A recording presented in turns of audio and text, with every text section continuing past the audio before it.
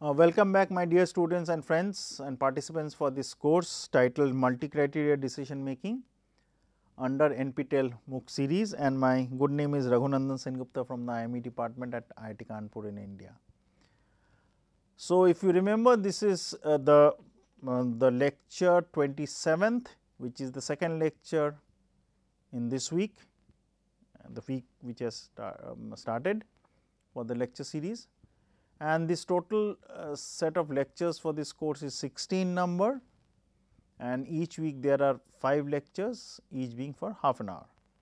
If you remember, we were discussing in details a bi-objective problem, and the initial analysis for the linear programming part for the bi-objective was over. The detailed discussion has not yet started. So, we will continue with the problem, also continue the detailed problem solution for the integer programming part for the same type of problem or the same type problem, then do the discussions. So, few of the slides which you will see now may be a repetition, but because I did not want to break the continuity. This set of lectures are under the broader umbrella title, which I keep repeating just to make things be in a sequential order. About the concepts of multi-criteria decision making, multi-objective decision making, multi-attribute decision making and multi-attribute utility theory.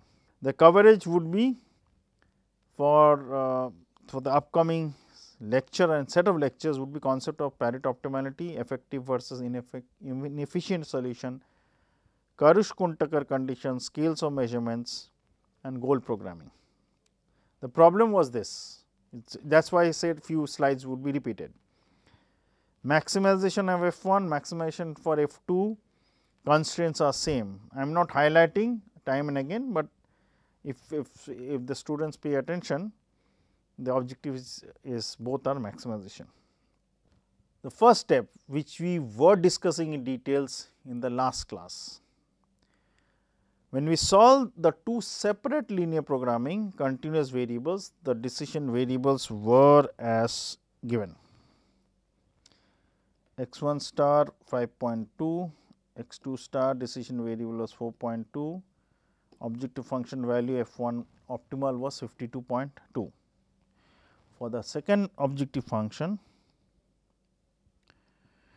x1 star is 6, x2 star is 3, objective function is 93.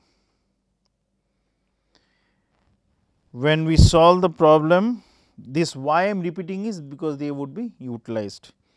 When we solve the problem using integer decision variables, integer linear programming, the decision variables x1 star is 6, x2 star is 3. When we put and find out the objective function value, it comes out to be 51. For the second function f2, the integer values at the optimum solution point x1 star is 6, x2 star is 3 and the objective value is 93. So, this was the feasible region, if you remember we had discussed. So, feasible region discussion has been done in few of the problems in details here also. So, that we will skip for the time being for this lecture. If required later for other problems, we will discuss and come directly to the linear programming analysis which you have already done. So, we take different values of lambda as mentioned, lambda changing from 0 to 1. Or considering, so obviously the other value would be 1 minus lambda, but here we are taking lambda 1, lambda 2 such that the sum of lambda 1 and lambda 2 is 1. Lambda 1 is the weight for function 1, lambda 2 is the weight for function 2, and the bi-objective case, bi-objective in the sense there are two objective function, but if we look at the problem very intently, it is basically combinations resulting in a single objective, but the weightage functions can be considered as a formulation of the bi-objective problem. We took different values of lambda starting from 0.1 to 0.5 in this slide. So, obviously, lambda 2 changes from 0.9 to 0.5, and the corresponding important things which I will highlight because they will be analyzed. The first one is are the set of values of x 1 star, x 2 star as lambda and lambda 2 change. Remember, lambda 1 plus lambda 2 is 1, and the corresponding. So, interestingly, for lambda 1 is equal to 0.1 to lambda 1 is equal to 0.4, the first 4 values, the x 1 star, x 2 star are all discrete. For lambda 1 0.5, lambda 2 0.5, it is not discrete, and the corresponding objective values are given here.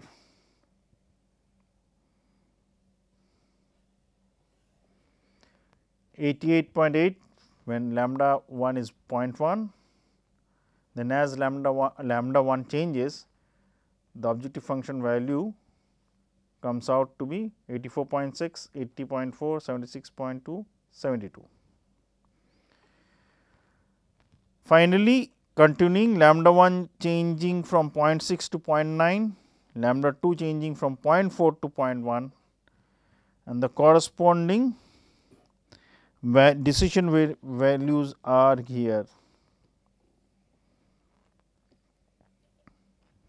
5.2 to 4.2, all the values are same, and all the values same means x 1 star, x 2 star values are same, and the objective function values as lambda changes from 0.6 to 0.9 are 68.4, 04, 64.048, 60.12, 56.16. Now, we plot and plot two important things. Plot in first case based on the value of lambda 1 on the x axis, we plot the objective function value for the bi-objective case, which is lambda 1 into f 1 plus lambda 2 into f 2, and the line is linearly sloping. Now, if I only highlight the first point here blue. So, what is this? This is the value when lambda 1 is 0.1, that 0.0.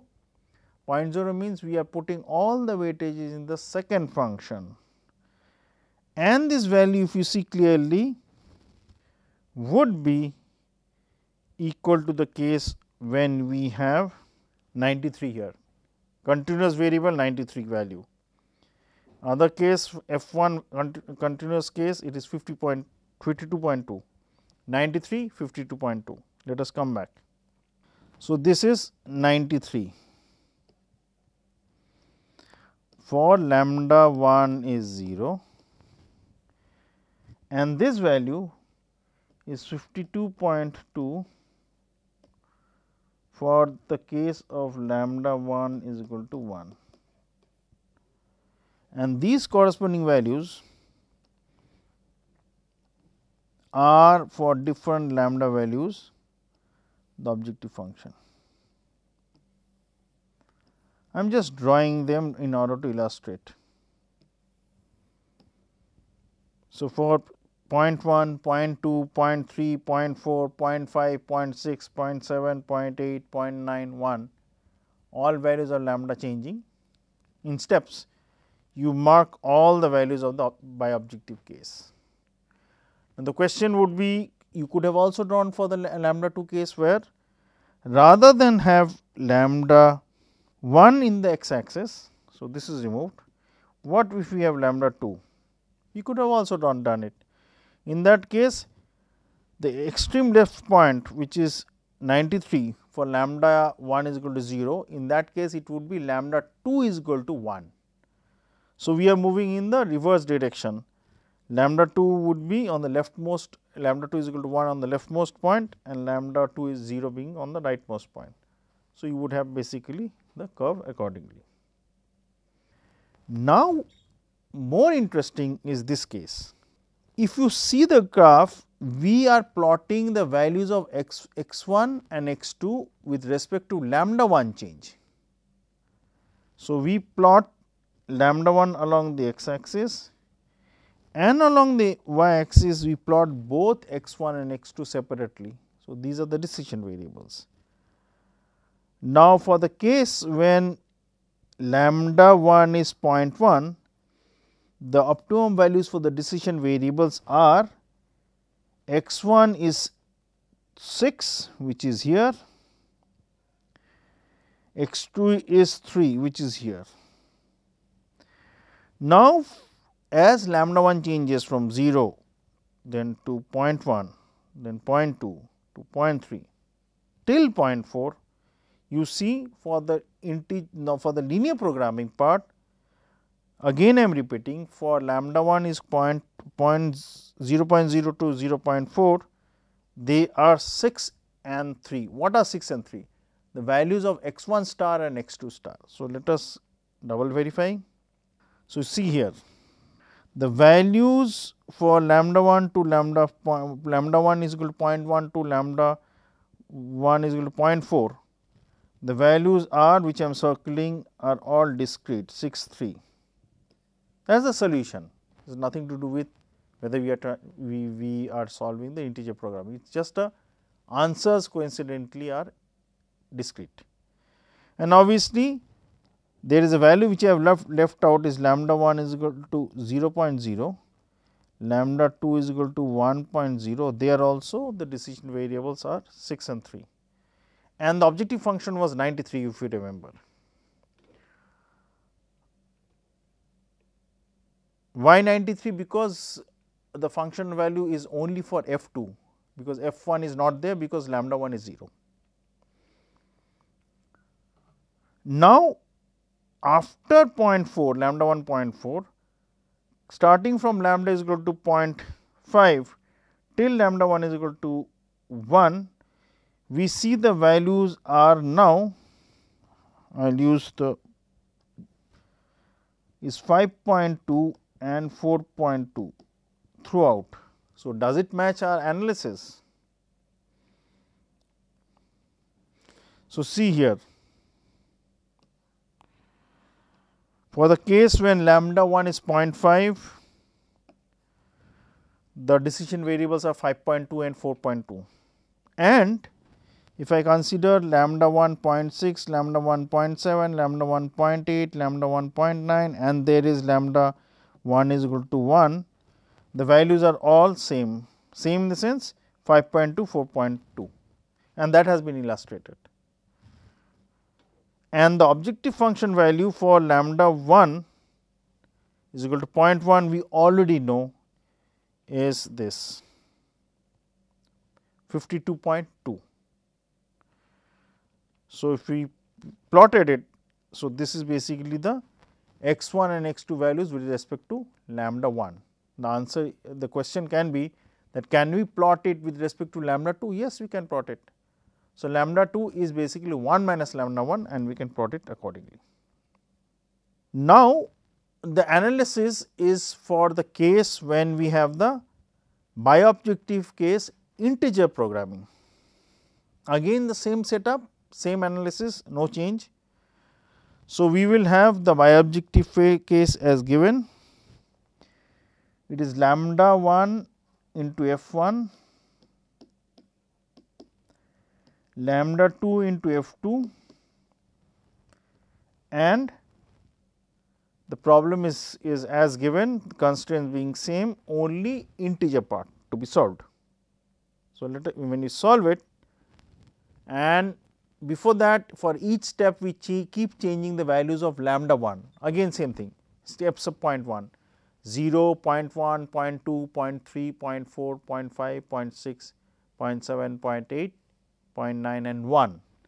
So, in this slide you see the values of lambda 1 is changing from 0.1 to 0.5, and obviously lambda 2 is what? Lambda 2 is 1 minus lambda 1. So, the values are given starting from 0.9 to 0.5, and the decision variable values interestingly are 6 and 3.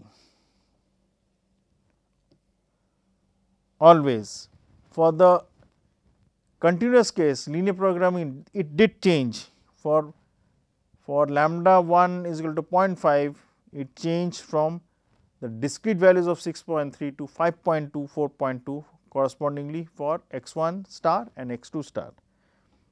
The following values on the rightmost part of the slide, which I will mark now, are the so called bi-objective problem value which we have, which is lambda 1 into f1 plus lambda 2 into f2, starting from 88.8, 84.6, 80.4, 76.2, 72. Further analysis with lambda 1 changing from 0.6, then to 0.7 to 0.8, 0.9, 1 is not there, lambda 1 is 0.1 because that is already solved.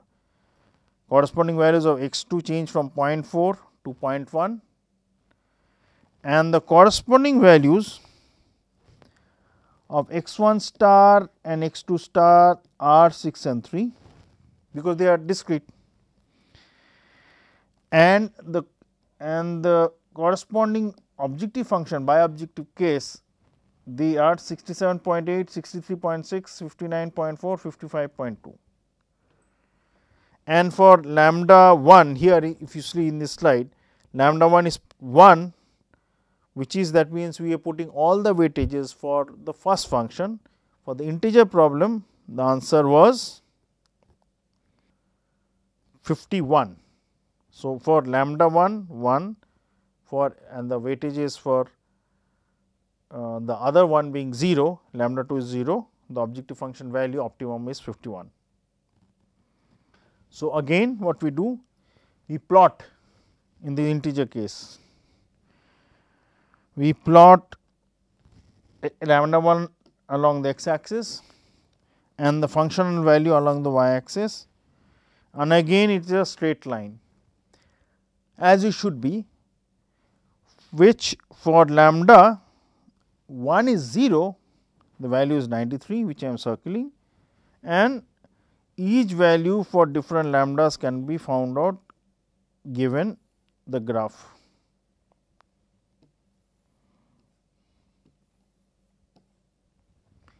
And the extreme part on the x axis is lambda 1 is 1. Lambda 1 is 1, which is basically would give us the objective function value for lambda 2 into f2, because lambda 1 is 0 and lambda 2 is 1, lambda 1 is 1. So, in that case it will be the first value my. So, there is one error in my saying. When we solve the integer programming part, this 51 would be here, 5193. So, sorry for this slip, this value would be, this is 93.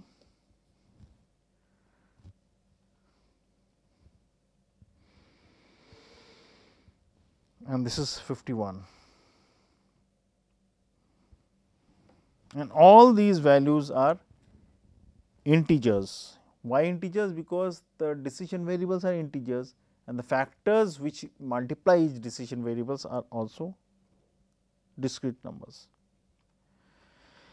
When I plot the x1 and x2 value with respect to lambda 1 being on the x axis, interestingly, as there are no solutions which are non-integers, the values always remain 6 and 3, 6 for x1 star, 3 for x2 star, and they are plotted, and if you see they are a straight line.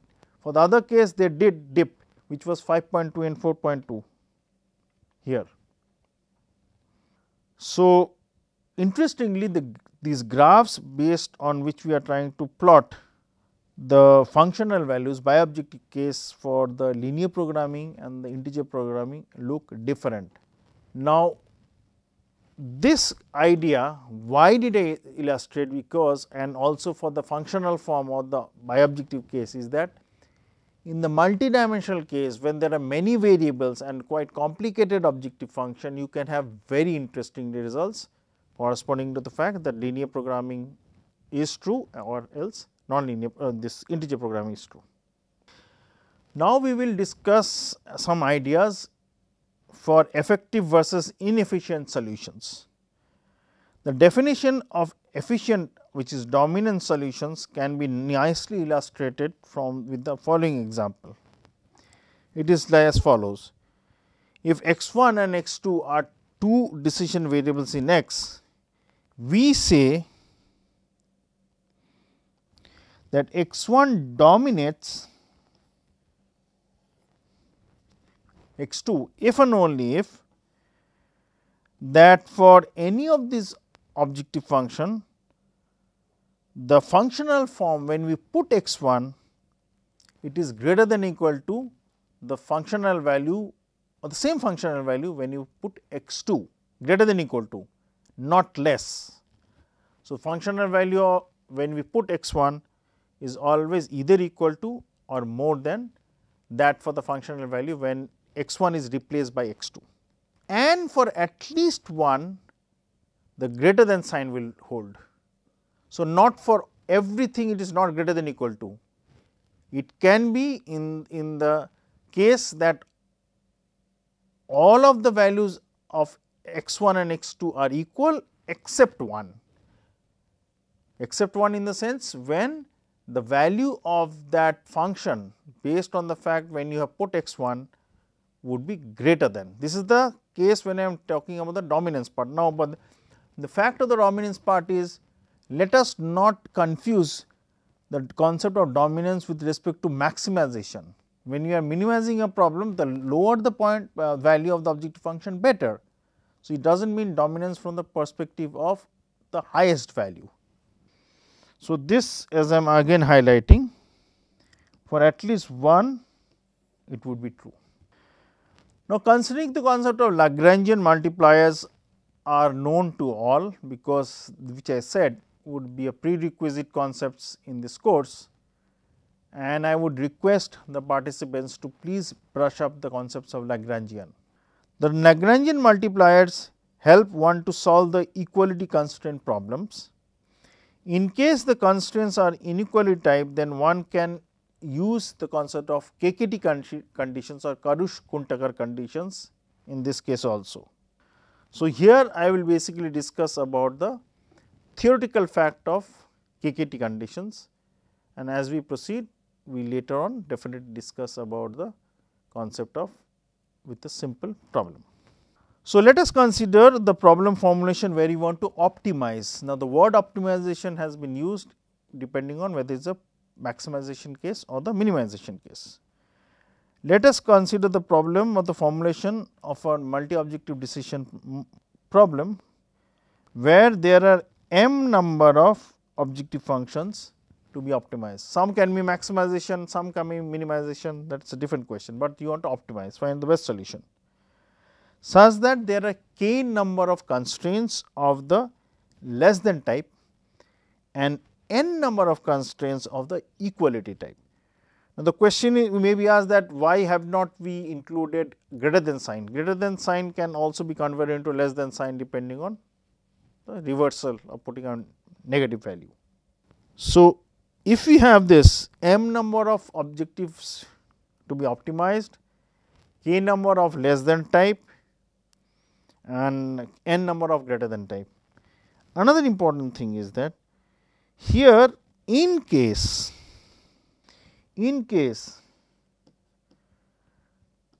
this is less than equal to, say for example, some bk, then obviously we can bring bk to the left hand side and it can be less than 0 and formulate the problem accordingly. Now, let x be a feasible point and suppose theta, lambda, mu are the multipliers corresponding to the objective function, the first set of less than type constraints and second set of equality constraints. So, theta would be basically from theta 1 to theta m, m being the number of objective functions. So, if there are 3 objective functions, m is 3, which will mean we will have theta 1, theta 2, theta 3, and consider the less than type constraints are 4 in number. So, lambda which are the multipliers, Lagrangian multipliers for the less than type would be lambda 1, lambda 2, lambda 3, lambda 4. And finally, if equality type are 5 in number, we will have Lagrangian multipliers given by mu 1, mu 2, mu 3, mu 4, mu 5. So, corresponding to this case of this Lagrangian multiplier, we would have under the KKT conditions is the factor based on which we are trying to find out that these constraints are applicable. So, if you remember, the constraints were given by G and H. So, if they are with corresponding to G and H, and the multipliers were given with respect to, as you see, F, H and G. So, my notational concept as I mentioned and what is written here is just we have H first and then G. So, lambda part would be for F, theta would be for F, lambda would be for H and mu would be for G. So, corresponding to G and mu, as if you remember, G are of k in number.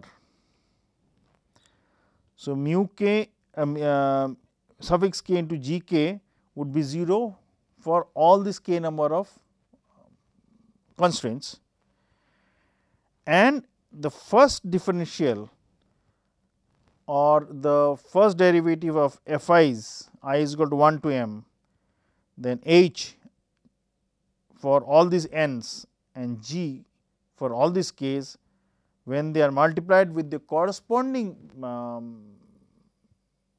Lagrangian multiplier, the value should be 0. So, we will illustrate that later on. So, then x is called a weak KKT condition if the above condition holds with theta is equal to 0. Theta means the vector theta, theta 1, theta 2, theta 3 till m in number, and it will be a strong one if the other condition holds for theta i's is greater than 0. So, we will consider these examples later on for KKT conditions and illustrate that how they will be utilized for the multivariate cases. Thank you very much and have a nice day.